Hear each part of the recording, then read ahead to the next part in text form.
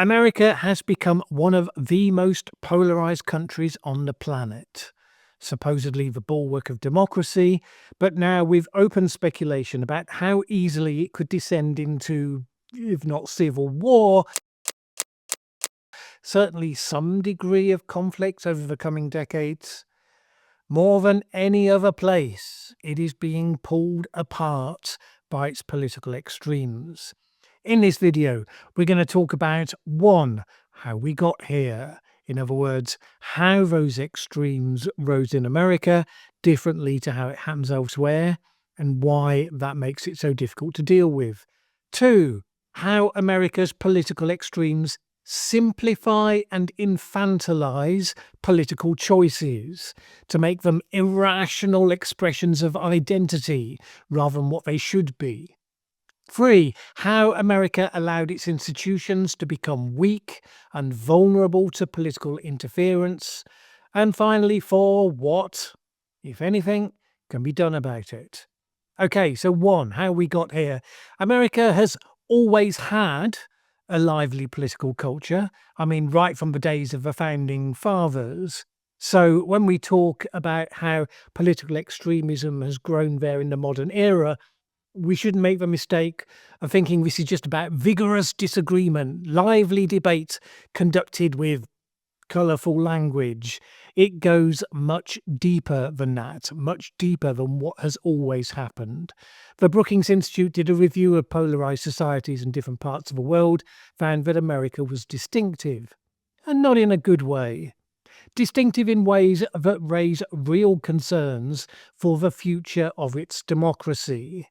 So for one thing, it identified that whereas in other polarised countries, the polarisation started at the top, with political elites pushing division as a vehicle for power, in the US it rose much more from the bottom up, particularly during the cultural transformations that swept the country in the 1960s and the 70s.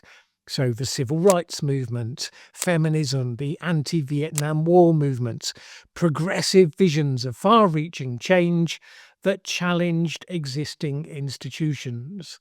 These ideas and visions didn't start with the political parties, but the parties gradually became shaped by them. And this happened side by side with how political strategists, informed by the developing science of marketing, began to increase focus on very specific issues that were framed around moral absolutes. So, for instance, abortion, which was originally not a party political issue, strange though it is to think of it today, but a powerful group of Republicans adopted a pro-life stance and effectively and over time purged their party of those on the other side.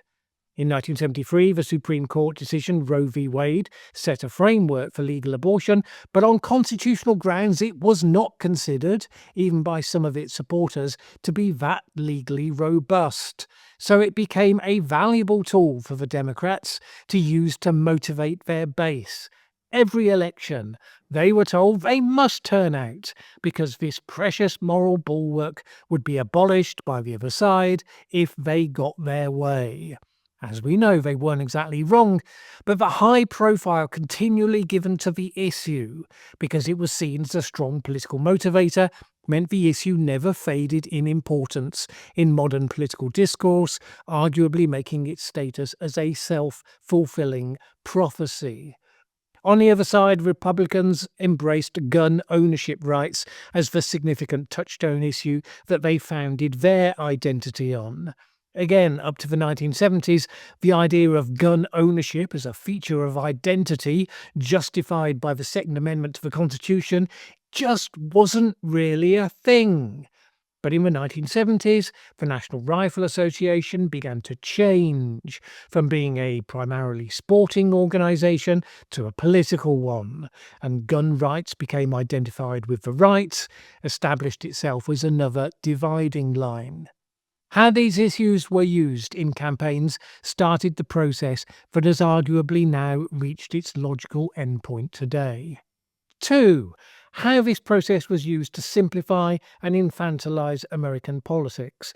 Political strategists recognized the power of those issues to motivate the base to turn out as activist volunteers and as voters. They created a clear contrast between candidates that otherwise might have had lots of policy overlap on their platforms, and they simplified complex political positions into easily understood moral absolutes that came to frame people's identities, not just their political opinions.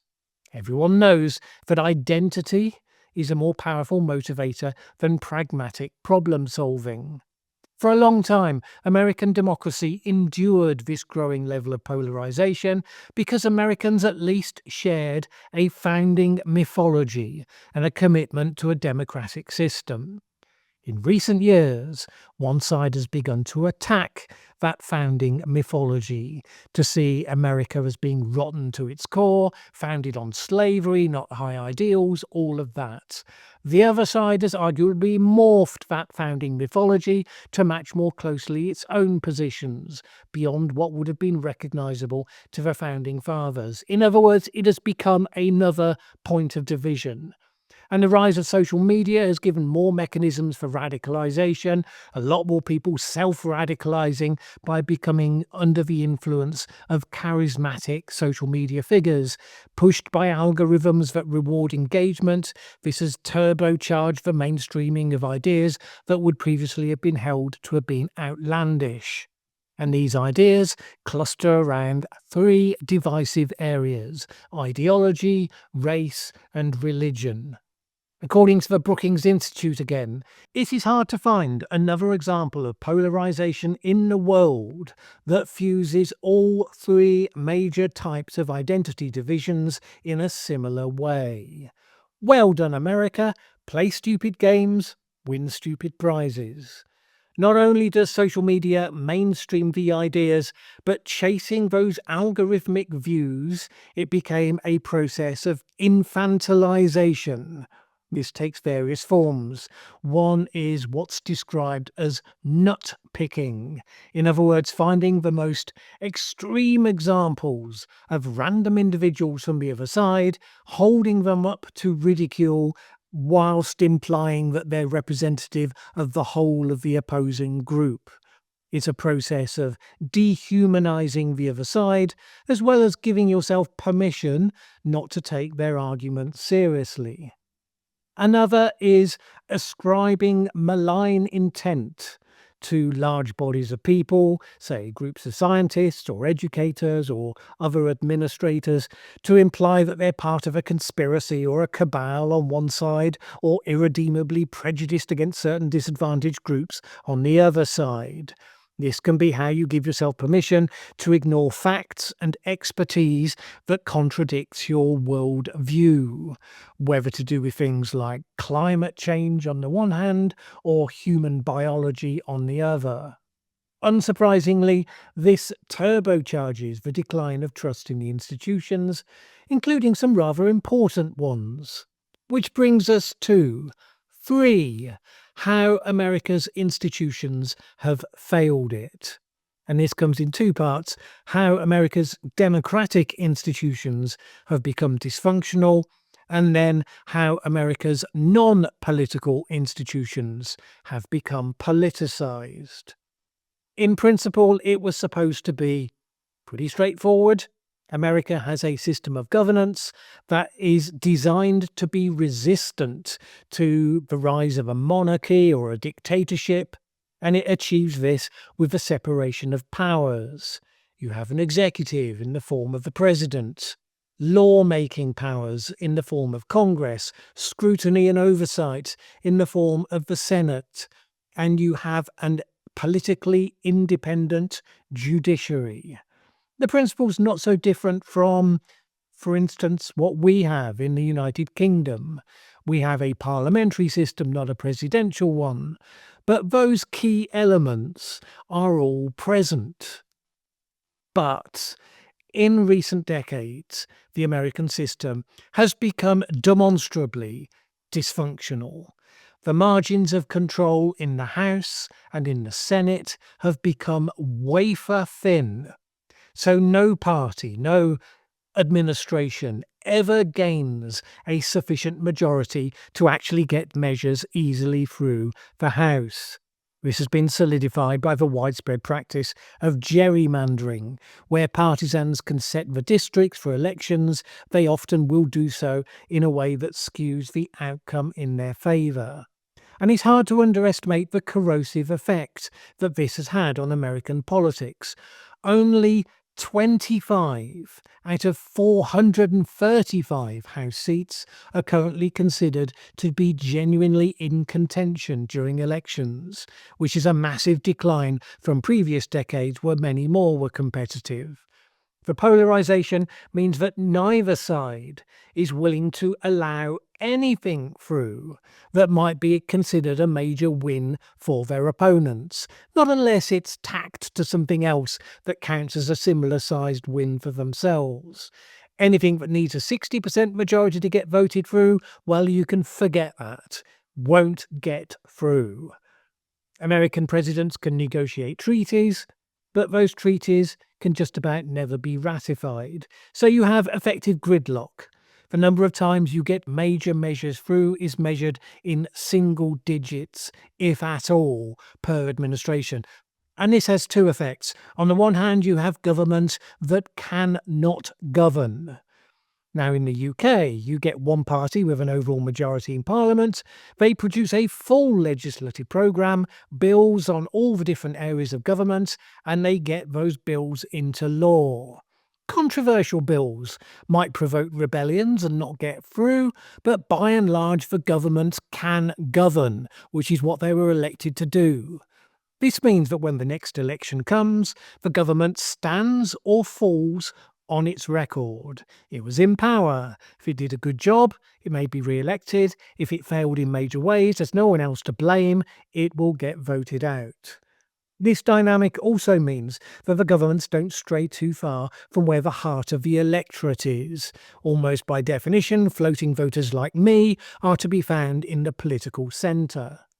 In the United States, on the other hand, they can usually block what a government wants to do, so governments cannot govern.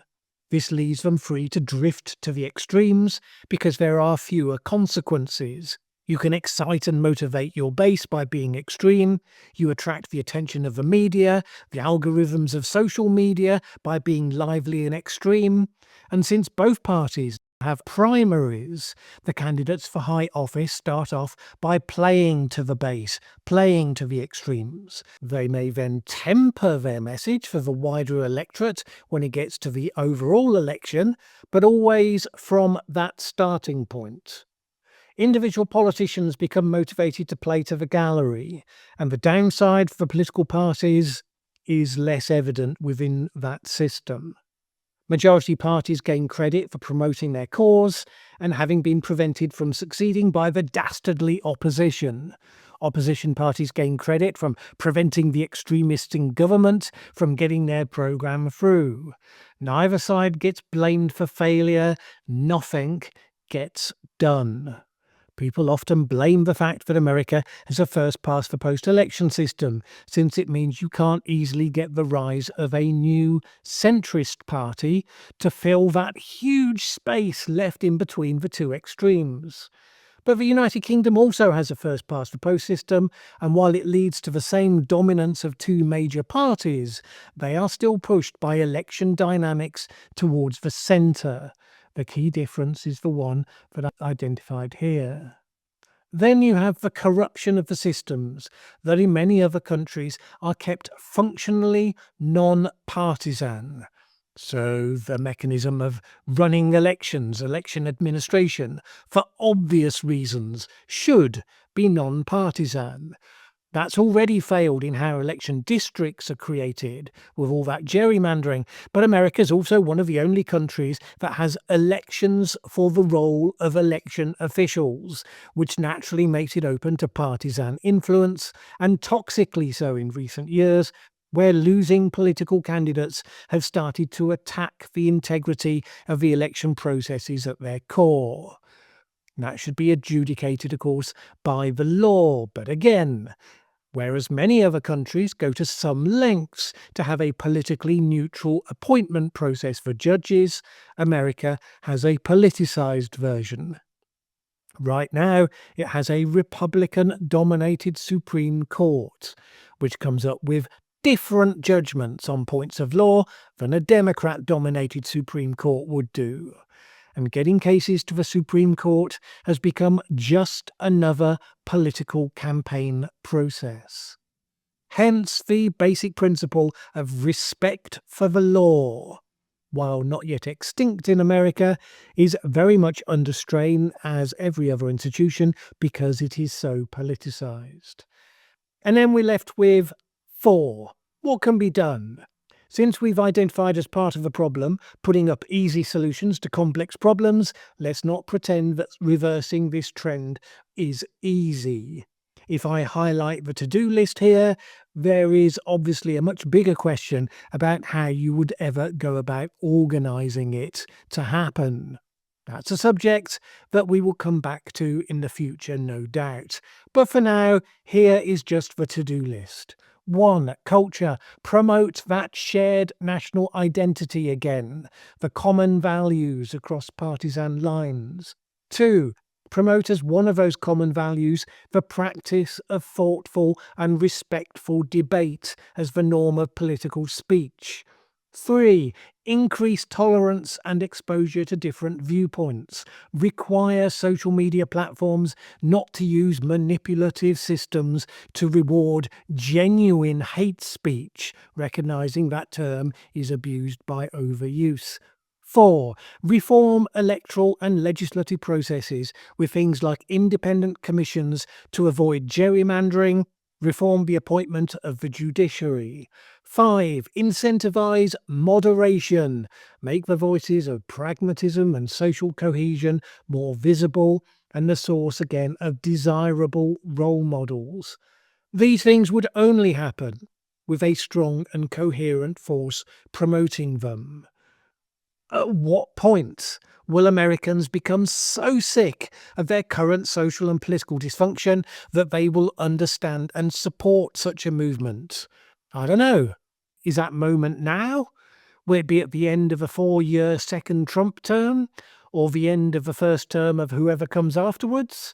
Or will it only be after America has dissolved into civil conflict and purged itself through violence of its current madness? Hopefully not the latter, but it is the current destination. Maybe over decades, maybe a lot sooner, which we'd like to avoid. I mean, nothing in the current situation right now is self-correcting, so you should expect a downward spiral until action is taken to break the momentum. All of which means we have to reimagine the political centre. Too often it's seen as something passive, lacking conviction. Now I would suggest it needs to be asserted more strongly, as a positive virtue, as something prepared to stand up and fight back against the forces turning political discourse into a sewer of extremism and division. If you agree, why not hit that subscribe button for this channel and let's get started.